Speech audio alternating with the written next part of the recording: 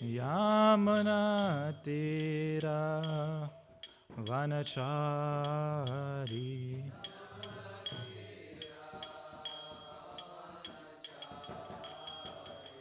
Jaya Radha Madhava Kunja Bihari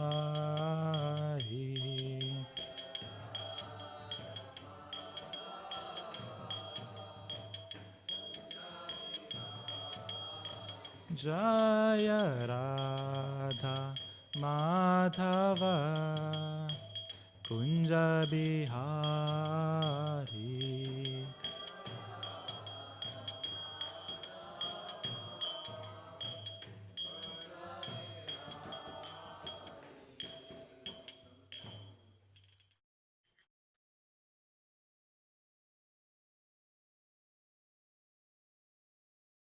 Om Namo Bhagavate Vasudevaya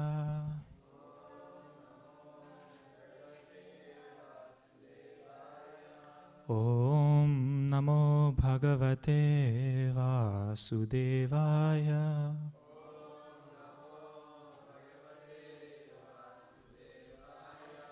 Om Namo Bhagavate Vasudevaya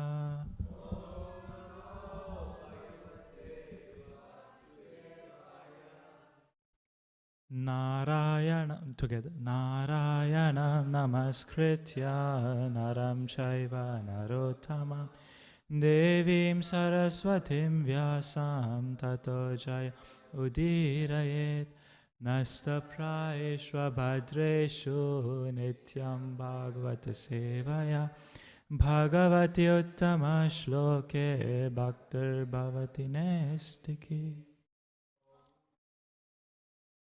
Om Ajnana Timirandasya Jnananjana Shalakaya Chakshuran Militam Yena Tasmai Sri Gurave Namaha Sri Chaitanya Manobhistam Stapitam Yena Bhutale Swayam Rupa Kadamaya Dadati Swapadantakam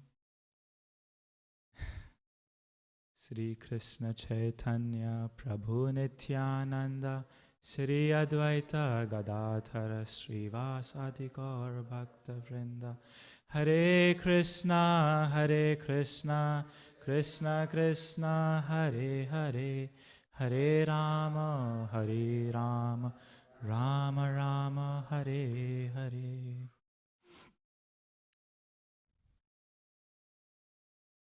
Hare Krishna.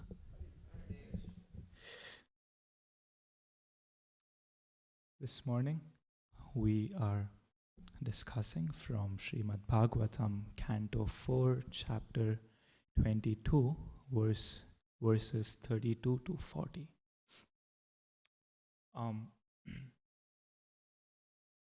This chapter, we are discussing the pastimes of Prithu Maharaj, who is Shaktyavesh incarnation of Krishna. And at this point, we are discussing his meeting with the 4 Kumaras. And the Sanat Kumar is instructing Prithu Maharaj.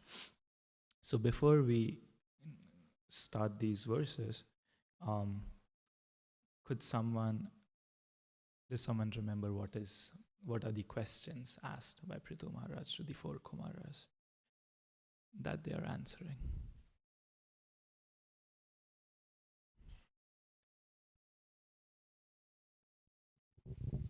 What is the ultimate goal of life? What is the ultimate goal of life? Standard question. Yes, he asked, he said, the persons entangled in this dangerous material existence because of their previous actions, could such persons whose only aim is sense gratification be blessed with any good fortune? How in this material world we can very soon achieve the ultimate goal of life. So that's the question Prithu Maharaj asked the four Kumaras.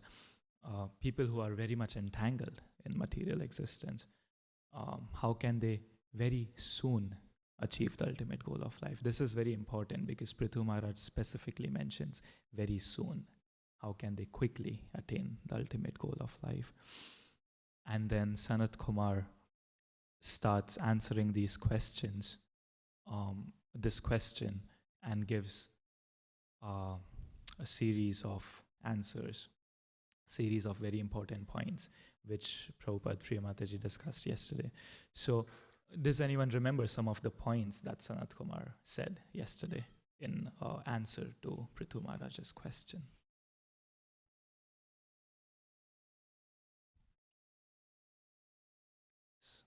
Ante.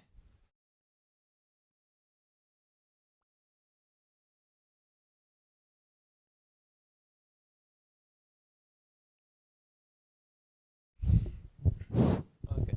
One of these suggestions were to be attached to the lotus feet of the Supreme Personality of Godhead, to like get attachment to it, develop one's attachment. Yes, be attached to the Lord. Anything else? He kind of gives us, Sanat Kumar kind of gives us a flow, a process, gradual process in the verses we discussed yesterday. So, any points from that?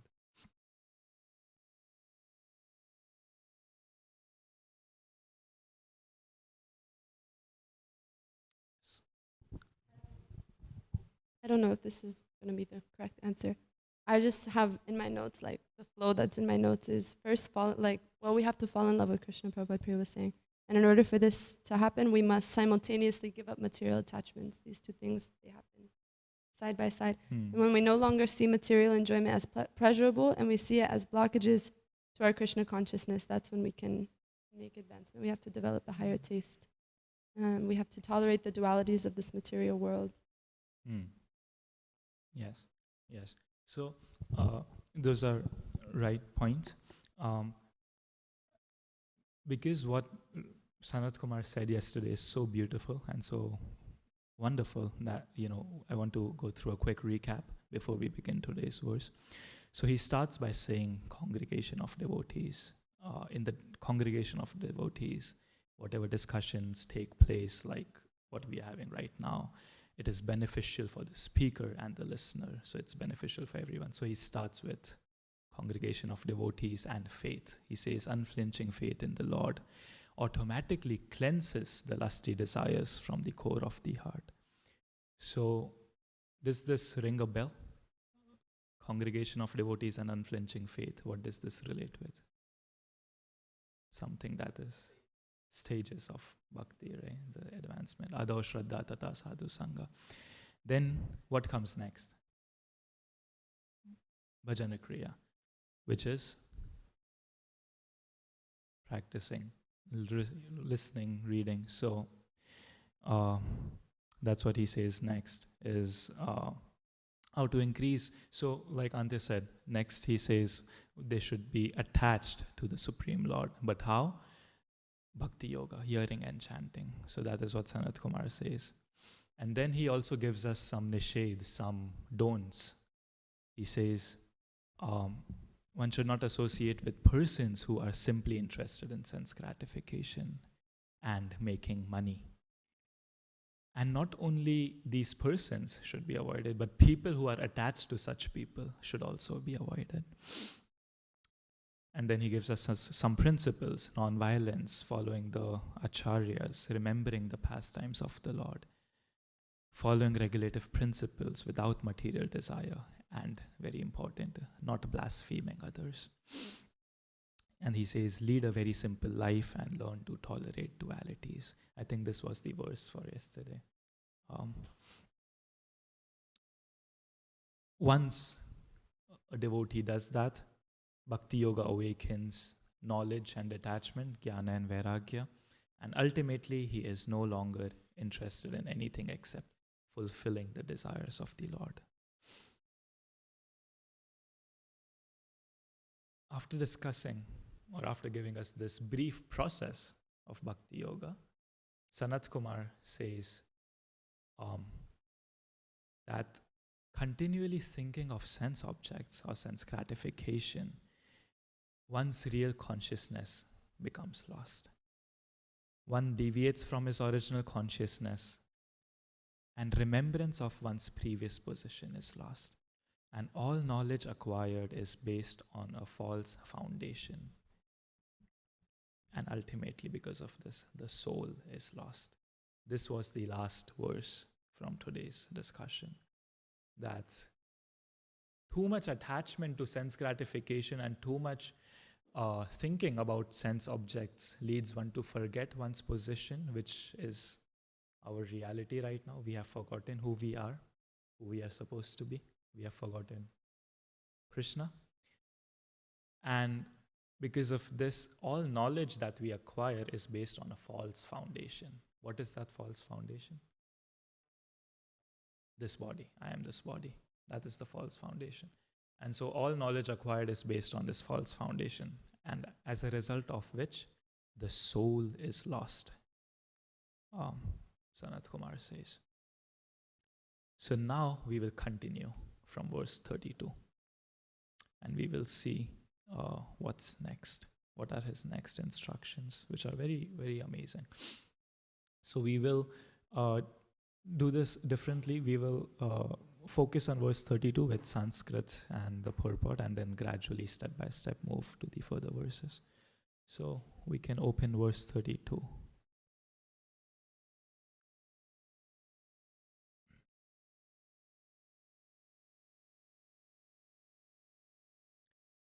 Nata parataro loke pumsa swartha vyatikrama yadyadhyanyasya preyastvam atmanasva vyatikramat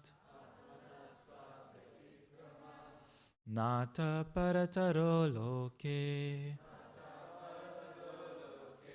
pumsah swartha vyatikrama yadadhyanyasya preyastvam atmanasva vyatikramat. Please repeat. Nata parataro loke pumsa swartha vyatikrama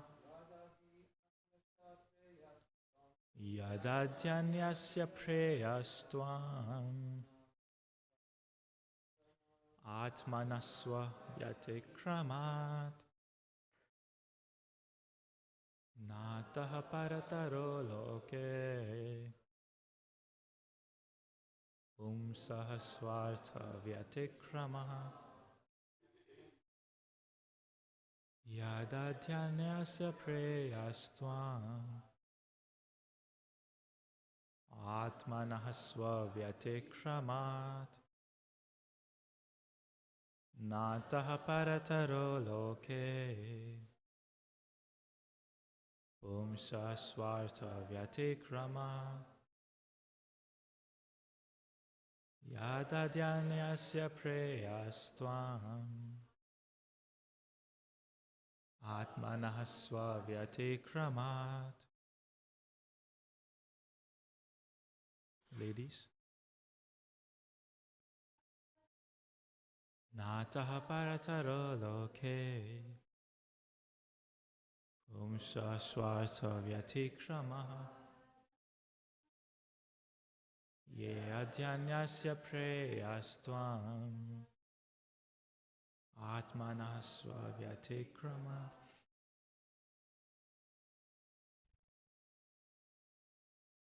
Synonyms. Together. Na, not. Ataha, after this. Parataraha, greater. Loke, in this world. Pumsa, of the living entities. Swaartha, interest.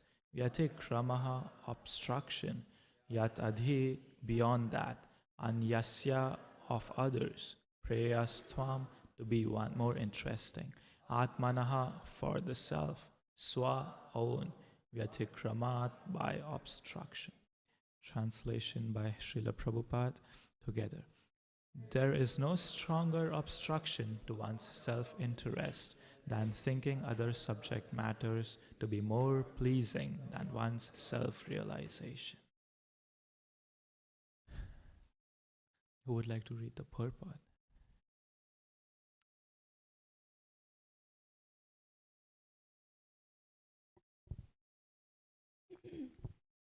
Purport. Human life is especially meant for self-realization. Self refers to the super self and the individual self, the Supreme Personality of Godhead and the living entity. When, however, one becomes more interested in the body and bodily sense gratification, he creates for himself obstructions on the path of self-realization. By the influence of Maya, one becomes more interested in sense gratification, which is prohibited in this world for those interested in self-realization. Instead of becoming interested in sense gratification, one should divert his activities to satisfy the senses of the Supreme Soul.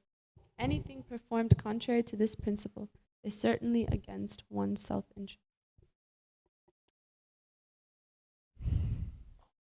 Human life is especially meant for self-realization. Again, I'll read the translation. There is no stronger obstruction to one's self-interest than thinking other subject matters to be more pleasing than one's self-realization.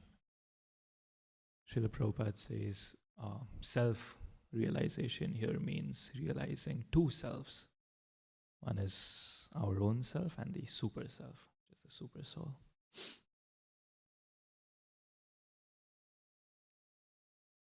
The topic of one's self-realization may not be as pleasing initially. It may be boring, it may be not very interesting. However, what Sanat Kumar is saying is that there is no stronger obstruction to one's self-interest, thinking that other subject matters are more pleasing. The more importance that we give to other aspects of life, personal growth, sense gratification, and Sanat Kumar will expand on this further, or what does it mean really, other subject matters. But the more importance that we give, the more obstruction it is to one's growth, spiritual growth, and one's self-realization. The following verses really expand on this well, so we will just continue to discuss that and dive deeper. So we can go to verse 33, translation. And then we can take turns to read each translation. But after each translation, we will discuss a bit. So someone can start.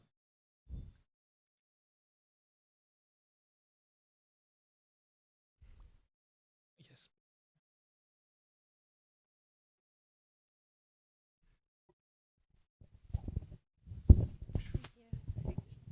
Hare Krishna. Okay, let's see. Where am I starting? Okay. 33. 4:20 to 33.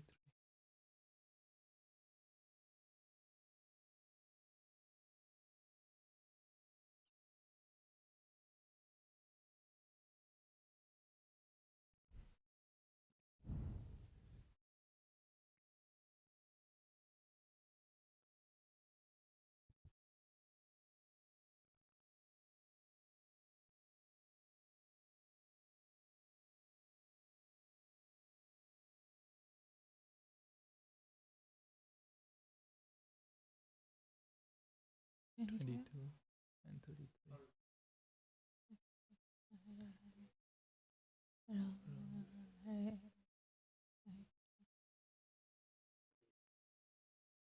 Okay. Krishna. Hare Krishna. For human society, constantly thinking of how to earn money and apply it for sense gratification brings about the destruction of everyone's interest. When one becomes devoid of knowledge and devotional service, he enters into species of life like those of trees and stones. We can stay there for now. We can stay there for now. We can stay on 33. Okay. Constantly thinking of how to earn money and apply in sense gratification brings about destruction of everyone's interests, and then one ultimately enters into the species of life like those, like trees and stones. So Prabhupada says in the purport to this verse that this path is suicidal. And earlier, Sanat Kumar says something relating to this. He says that one should associate not only with people, one should not associate with people addicted to sense gratification and who are addicted to making money, so which is directly related to this verse. So imagine if we are instructed or we are advised not to associate with such people, then what would be the consequence of yourself being addicted to sense gratification and making money and making that the goal of your life? If that becomes the goal of one's interests, if that becomes one's primary interest in life, then one becomes devoid of knowledge and devoid of devotional service and enters into the species. The next life will be according to one's attachments in this life. And so if our primary focus in this life is betterment of the body and enjoyment, then the next life will be according, where we don't get this human life again because we waste this human life. So we are born as trees and stones. Yes. Yes, Ru. Closer. Oh.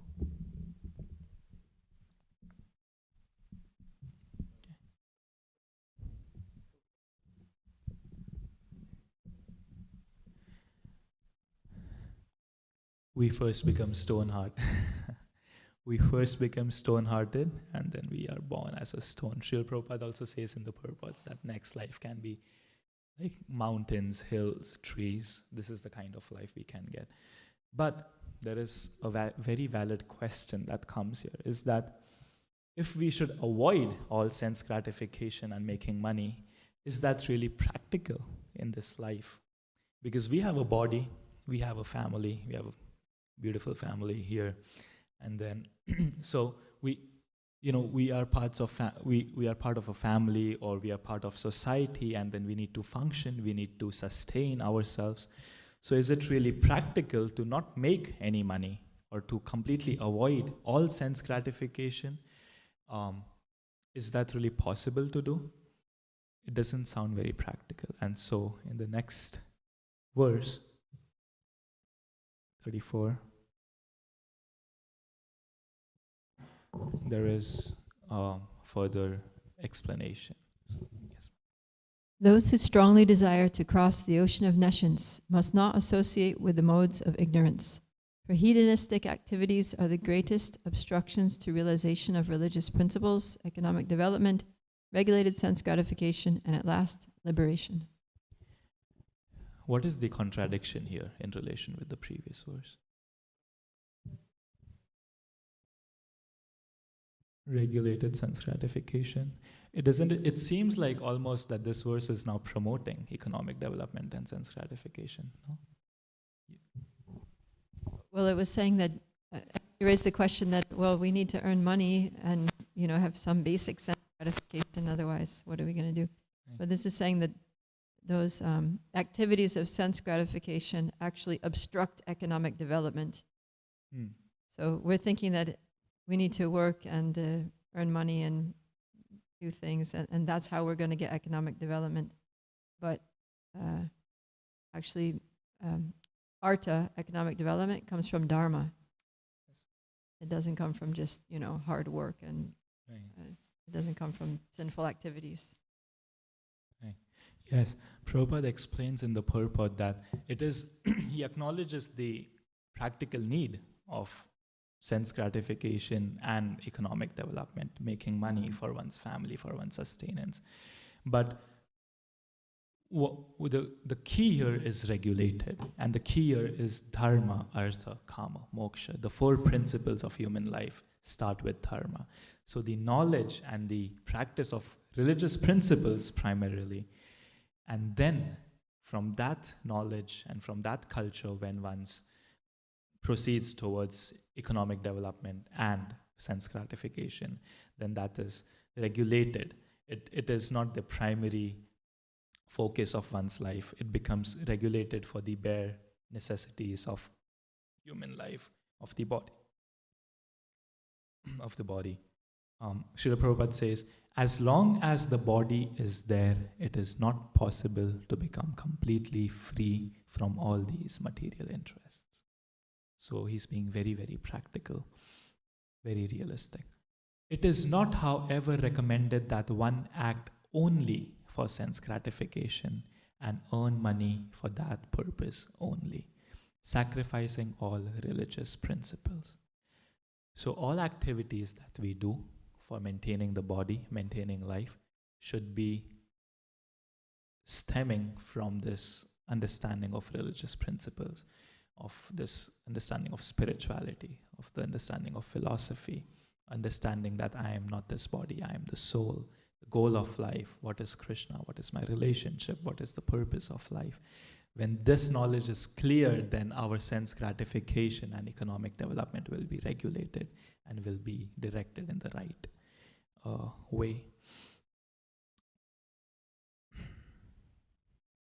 But now, what happens is that once one is following these religious principles, pious lifestyle, economic development, making money, engaging in regulated sense gratification, then there is a risk.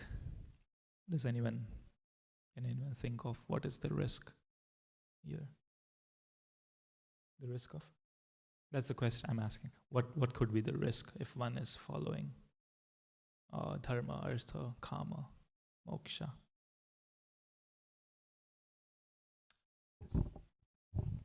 Compliance, like you think, okay, I'm doing everything right, and then you just forget to actually praise God and to complacency. Yeah, sorry, complacency. Yeah, that was the word.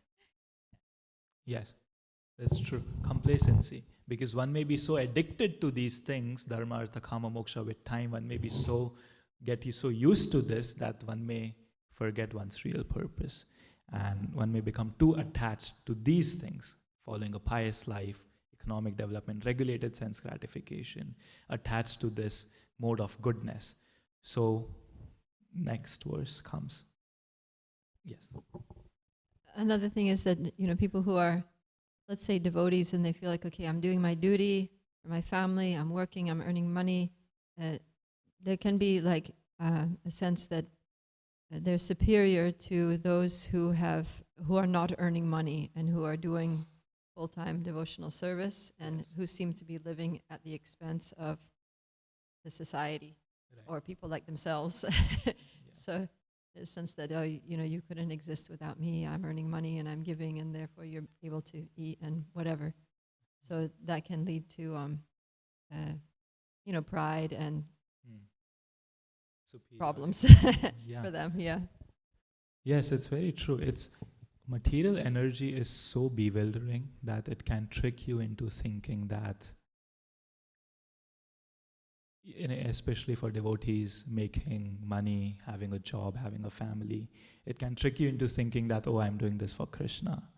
Whereas when we really see within our hearts, is it really for Krishna or is it for my own sense gratification? How much of it is being dedicated to Krishna, Krishna's service, devotees, and how much of it is for my own enjoyment or pleasure? So it's very easy to trick oneself into thinking I'm a devotee, even though one is engaged in these activities. So one needs to be extremely, extremely careful. One needs to remind oneself of one's purpose of life again and again, especially those who are engaged in these activities, because it becomes so easy to get bewildered and so easy to get entangled just in these activities itself. My child, my family, taking care of the house, that the essence or the purpose of it all kind of gets lost. And it just becomes a play of attachment. So the next verse, verse 35. Who's reading? Out of the four principles, namely religion, economic development, sense gratification, and liberation, liberation has to be taken very seriously. The other three are subject to destruction by the stringent law of nature, death. Yes. What's your name again? Sorry. Veena. So like Veena said, one can get complacent, one can get too much entangled in the first three principles of dharma, artha, and kama. So therefore the solution here is that out of the four purusharthas, the four principles, the most important is moksha, liberation. The other three are subject to destruction by the stringent laws of nature. Srila Prabhupada says, moksha or liberation has to be taken very seriously, even at the sacrifice of the other three items. So even if one has to give up the first three items, the primary focus should be liberation, going back home, back to Godhead. That should be the purpose of everything else, not the opposite. That through dharma, through religious, pious life, through economic development, through sense gratification, I will attain moksha. That is not true. But if one is focused primarily on moksha, then other three can be given up. Sanat Kumar says previously in one of the verses that we discussed yesterday, this is really very beautiful. He says, one should mold his life in such a way that he cannot live in peace without drinking the nectar of the glorification of the Supreme Personality of Godhead, Hari. One can be thus elevated by being disgusted with the taste for sense enjoyment. So one should mold one's life in such a way that one cannot be peaceful without engaging in devotional service. Our lifestyle, our routines should be molded. We should try our best to mold our routines in a way. Morning programs, listening, reading, hearing, associating with devotees, engaging in devotional service. So many activities are available, so many devotional service, practices of devotional service are available in this society. And therefore, one should mold one's life by consciously, by endeavor. One should mold one's life in a way that there is no room for forgetting Krishna. And one can be elevated by being disgusted with the taste of sense enjoyment. So all these principles, all these guidelines that, dharma, artha, kama, moksha, one should be focused on moksha, one should be attached to Krishna, one should reduce decrease their amount of sense gratification, regulate it. What is the purpose? The purpose is so that we can ultimately get a taste for Krishna, get attached to Krishna. And therefore it's very important. That will not happen unless we are disgusted with sense enjoyment. Sometimes devotees feel this need, and we can all in our practice at some point feel this desire of being disgusted, that I am not sufficiently disgusted with sense enjoyment.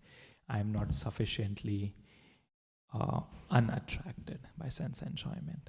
And as long as that is there, that attraction is there, it will be an obstruction to one's spiritual life, spiritual growth. So moksha is therefore important. Other three items, Srila Prabhupada says, other three items are automatically destroyed at death. He says, foolishly, we are not afraid of death, nor do we consider that death will take away everything acquired by the process of dharma, artha, and kama. Fear of death is a good thing. It must be there. Srila Prabhupada said once to his disciple that my disciples are not sufficiently fearful of Maya. So fear of Maya, fear of death is required for us. It acts as an impetus in our spiritual life. That fear does not make us morose, but it gives us a boost in our spiritual practice. There is a story in Mahabharata of Yudhishthir. He meets this being called Yaksha. And I won't go into the details, but Yaksha asks Yudhishthir a bunch of questions. And one of the questions he asks is, what is the most wonderful thing in this world? And Yudhishthir Maharaj replied, day after day, countless creatures are dying. Yet those that remain behind believe themselves to be immortal. This is the most wonderful thing in this world, that every second around us, we see death. Every second. There are so many accidents, illnesses, natural deaths, humans, animals, all kinds of beings are constantly dying all around us. And yet every person thinks, I won't die, I have time. And this is the biggest delusion. The biggest delusion of the living entity is thinking that I have time in this world. There was once a sage in some higher planetary system, and he was approached by another person. I don't remember the exact details of the story, but I will, say the essence of the story. So a sage was approached by a person, and the sage was sitting deep in meditation, and the person asked the sage, how long is your life? And then the sage said, for every strand of hair on my body, I will live for 1,000 years. That's a pretty long life. And then the person asked the sage, why are you so deeply in meditation? Why don't you enjoy life? Since you have such a long life, why don't you enjoy it? And the sage said, because life is very short. Imagine he having thousands and thousands and millions of years of life, and he says life is very short. And here we are sitting here with not even 100 years of life span, and we think that we will live forever, we won't die. Everyone is dying around me, but I am special. I'll live a little bit longer, I can enjoy. So this is one of the biggest snare of Maya, thinking that I have time. So therefore Prabhupada says in the purport that one need not even waste time in dharma, artha and kama. Just think about liberation. That is the primary focus of one's life, because death is coming. And but for Gaudiya Vaishnavas, there is something even more important or higher than moksha. What is that? Prema, yes. Love for Krishna, being engaged in devotional service. So Sanat Kumar is instructing to the world, to the people in general. So most people, the highest they can conceive of is moksha, liberation, freedom from suffering. But us in this process, we don't even desire for moksha. We say, no matter where we are, Krishna, I want prema, I want love for you. Next verse, 36. Who's reading? Dustin. We accept as blessings different states of higher life, distinguishing them from lower states of life. But we should know that such distinctions exist only in relation to the interchange of the modes of material nature. Actually, these states of life have no permanent existence, for all of them will be destroyed by the Supreme Controller. So we understand in theory there are different stages of life. There are gradations of life. In our understanding, the highest human life, being born as a human, is a higher stage of life. But then being born as a beautiful person or an attractive person is something even higher than some other humans. Being born as a rich, powerful, influential person, being born in a safer environment, in a good, safe, free country, these are higher gradations among human lives. And then what to speak of being born in higher planetary systems, among demigods, among yogis. So there are gradations of human life. But what Sanat Kumar is saying here, that actually these states of life have no permanent existence, for all of them will be destroyed by the Supreme Controller. So therefore, previously he says that moksha is most important, because dharma, artha and kama will lead one to these higher stages of life. You can have a religious lifestyle, have a pious life, have a religious life, and then ultimately be upgraded to higher forms of civilization, but everything will be destroyed with time, with death.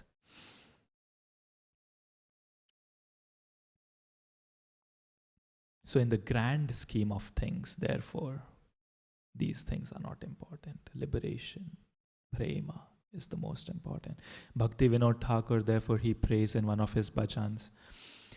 He says, if it is your will that I be born again, then may it be in the home of your devotee. He's not asking for a higher human birth among the demigods. May it be in the home of your devotee. May I be born again even as a worm, so long as I may remain your devotee. I have no desire to be born as Brahma, averse to you. So, and then he says, I yearn for the company of that devotee, not any devotee.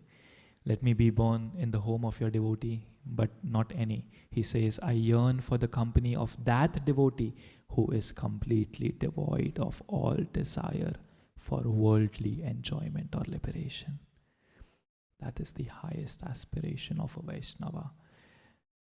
Not to be born among sages and demigods, but to be born again, even as an insect, if that is the God's desire. I will be born again as a cockroach, as an insect. But please, please, Krishna, let me be born in the house of your pure devotee who has no attachment for sense gratification, because that will at least be some hope for me. That is Bhakti Vinod Thakur's prayers. Next verse. We only got about 10 minutes. Do you think we should we're open up wrapping to... up. I was really appreciating your class because I was thinking how important that my japa is, because we really have no clue how ignorant we are to spiritual, to material life, right? We're just completely, and so we get an opportunity each day to do our japa nicely, and even still, no matter how blind we are, we're asking Krishna, you please help me to take a step forward. And in Bhagavad Gita, Krishna says, that even a little advancement can help one from the greatest type of fear. And so I was just appreciating this class because I was really thinking, man, japa is so important because we're just so blind from the situation we're at. Yeah. I want to complete, we can read these translations and then we can finish up quickly. 37 to 40. Sanat Kumara advised the king, therefore, my dear King Prithu, try to understand the Supreme Personality of Godhead, who is living within everyone's heart along with the individual soul.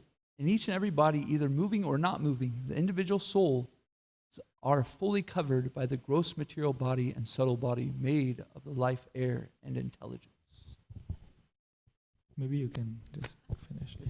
The Supreme Personality of Godhead manifests himself as one with the cause and effect within the body, but one who has transcended the illusionary energy by deliberate consideration, which clears the misconception of snake or a rope, and understand that the Paramatma is eternally transcendental to the material creation and situated in pure eternal energy. Thus the Lord is transcendental to all material contamination. Unto him only must one surrender. One more. The devotees who are always engaged in the service of the toes of the lotus feet of the Lord can very easily overcome hard-knotted desires for fruitive activities, because this is very difficult. The non-devotees, the gyanis and the yogis, although trying to stop the waves of sense gratification, cannot do so. Therefore, you are advised to engage in the devotional service of Krishna, the son of Vasudeva. One last verse. One more? Gosh, I'm reading too much.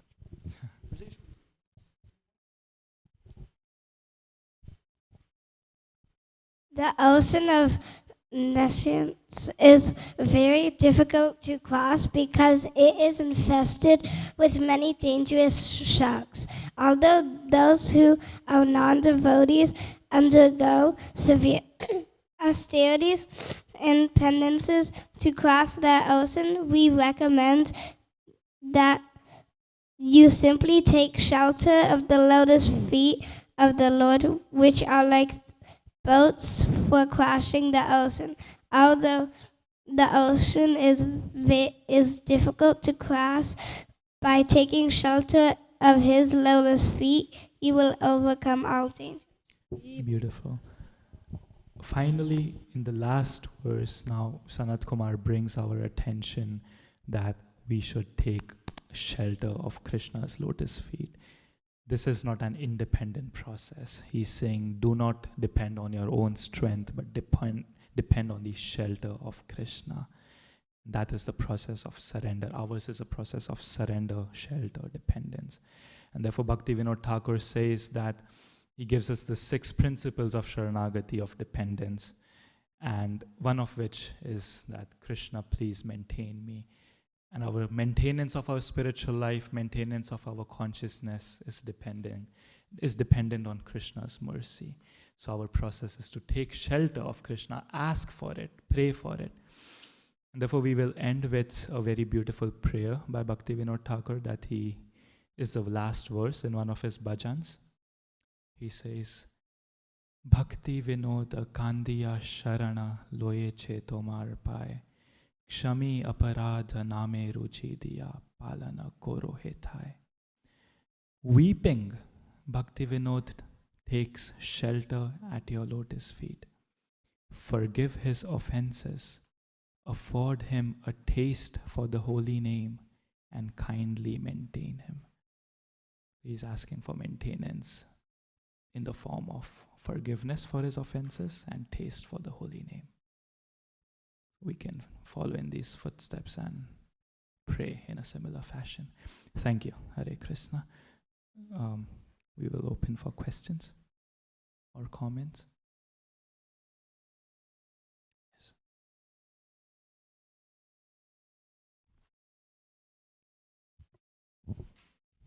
Hare Krishna, thank you for class. Really enjoyed it. I have a question. I want to be clarified on the comment about the human body being the most privileged thing that we can gain as living entities in the material world. The way I'm understanding it is that is the human body just the imitation of Bhagavan's Supreme Personality of Godhead's most perfect body in the spiritual world? So we are the degraded or contaminated reflection of that in the material world because we experience limitations. Is that why it's better than taking a tree body? Because it is actually Krishna's form in the spiritual realm.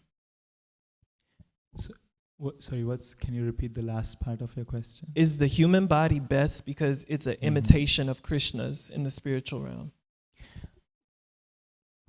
What makes the human body special? Not necessarily the imitation, because it's the imitation of Krishna's body. It is the imitation of Krishna's body. And therefore it is the most conducive. But what makes the human body really special is in the human form of life, our consciousness is the most expand, or is the most open, right? So we have this awareness, self-awareness in the human form of life, a higher intelligence than all other species of life. So it is really the consciousness and the higher intelligence as compared to the other species that we can inquire into these questions. We can have these discussions. We can think about subject matters such as, who am I? What is this life for? Who is God? Who created this world? What is my relationship? What is the purpose of life? Why is suffering? Why do I have to suffer? All these questions can be asked and answered.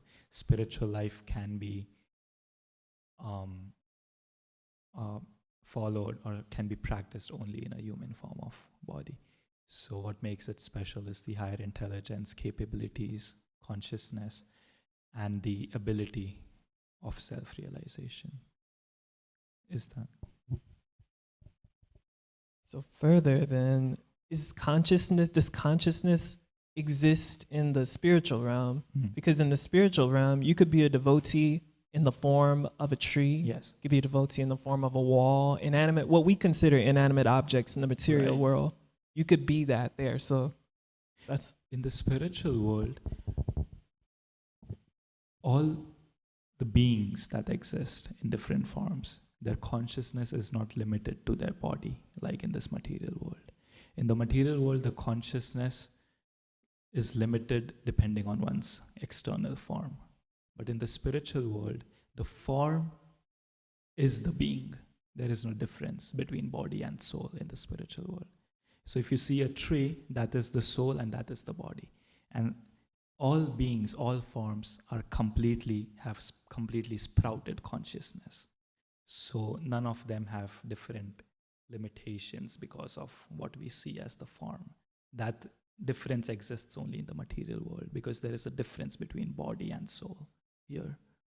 But in the spiritual world, a tree is as conscious as a gopa, as a cowherd boy. It's hard for us to understand because our understanding is conditioned by our experience in this world. So here we see a tree. A tree is inanimate, does not have consciousness. But in the spiritual world, all forms, all beings have fully fructified consciousness. Maybe Prabhupada Priya Mataji, if you have some. Okay. one more. Yeah. This be like tie it up. So consciousness. I've heard people say, oh, and these are people that are not devotees. They say we need to expand our consciousness. That would be like the supreme goal. And maybe that's what people who are seeking moksha or trying to do jnana yoga are doing. They say we have to expand our consciousness. That's the road to true liberation. That's not, if the consciousness in the spiritual world is it's like a tree, it branches out, but here it's limited to the body. You can't expand it limitlessly. Is that you cannot? Can you expand your consciousness limitlessly in this body? In the body of only in the body of a human do you have the capacity. So there are 3 stages of consciousness in the body of a human. In lower life forms, there are covered consciousness.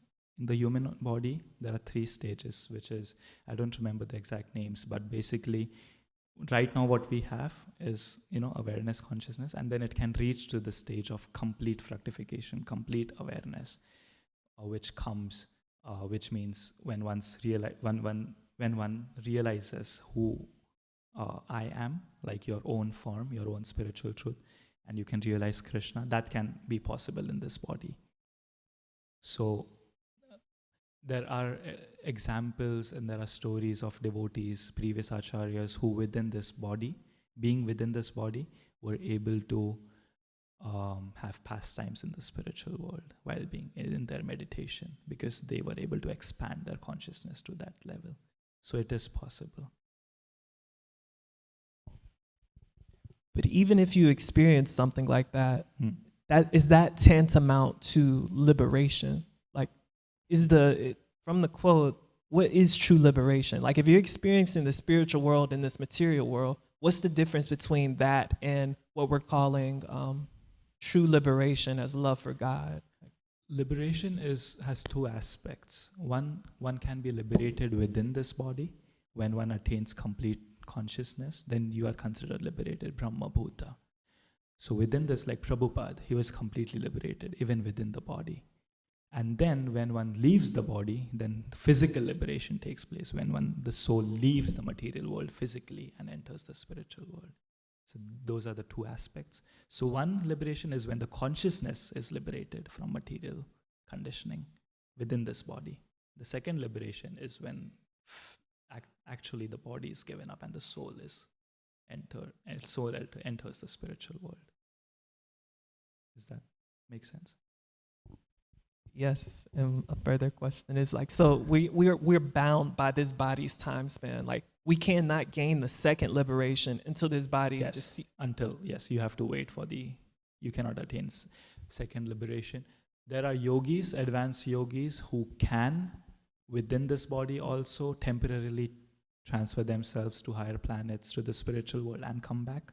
But generally, we devotees, we don't aspire for that mystic yoga. So in this body, our consciousness can be liberated, but then we have to wait until the body passes away, and then we can physically enter the spiritual. Thank you. It's time, I think, for prashadam. So, can we take other questions? Oh, okay. So maybe we can take. Should we? One more question? Okay.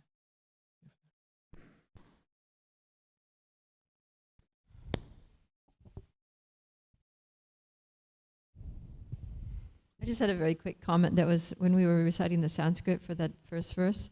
The word there was vyatikrama. Yes. So in Sanskrit, that's like it's a legal word, which means like an infraction of the law, like a violation. So when we take sense gratification, subjects of sense gratification, to be more important than subjects of self-realization, it's actually he says it's it's a violation against yourself. You're literally violating yourself by doing that. So it's just something to think about. Yeah. Thank you. Ante again.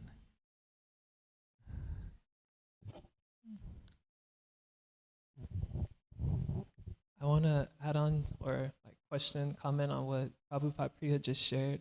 Because when we're doing the Tulsi Arati, it says that you can be cured, healed, or absolved from sins, even killing a Brahma by circumambulating Tulsi. Now, I don't think I know I haven't killed a Brahma in this lifetime. Maybe I had in another lifetime. But I was thinking, is this another aspect of killing a Brahma? Committing an offense, just like what Prabhupada mentioned.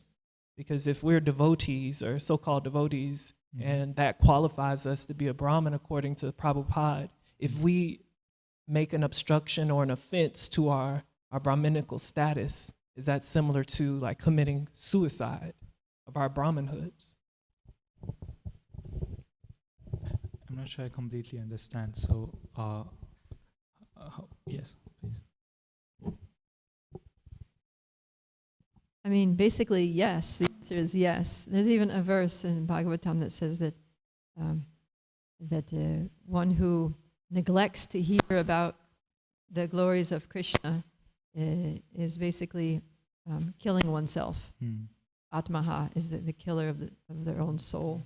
Although the soul can't be killed, but the sense that you're killing your chances for self-realization by not following the process of bhakti. So, yeah. Shushu Upanishad, does the same thing. Killer of the soul. I think Veena. I'm not sure if this is right, but it just popped into my head because in the Bhagavad Gita, right, Krishna says to Arjuna that honor is worse than death, but he says for a Kshatriya. So I wonder for the Brahmin, not being Brahmanical is worse than death even, because it's taking you into such a dark place that, you got to still be alive and go through it. I have a question that might not be a intelligent question, but why do people become obsessed with sense gratification after hearing about the glories of Krishna, especially if they've grown up with hearing the glories of Krishna, to the point that they instruct their children, go achieve sense of gratification, go earn money, go integrate with people who may not be the best for you, who are misleading you, versus listen to the glories of Krishna, find solace at Krishna's feet. Why would somebody who grew up hearing wonderful things about Krishna, knowing the right way, turn away from that path for sense gratification? Well, firstly, I will say it's a very intelligent question. It's a very good question. Yes, please. As a mother of two who go to the school, I do want the children to have a proper job career, because I want them to choose Krishna over their jobs by their own selves. So I don't want them to feel like I missed out. I want them to see what's outside and then make that decision. Yes, I want to choose Krishna over a job. So that's why. I don't want them to feel like, oh, they didn't show me this other wonderful world that's out there.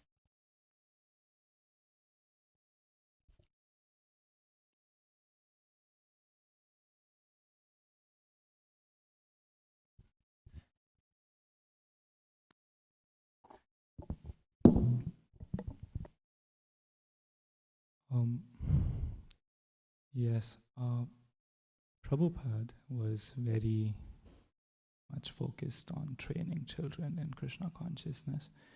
And we have time and again, we listen, we come across these statements such as in Kevalastakam it is said, Kirtaniyo matho bhalya dharir nameva kevalam, that right from childhood one should practice spiritual life, one should chant the names of Krishna. So that importance of giving children that culture and that education right from the beginning, right from the start, is very much important.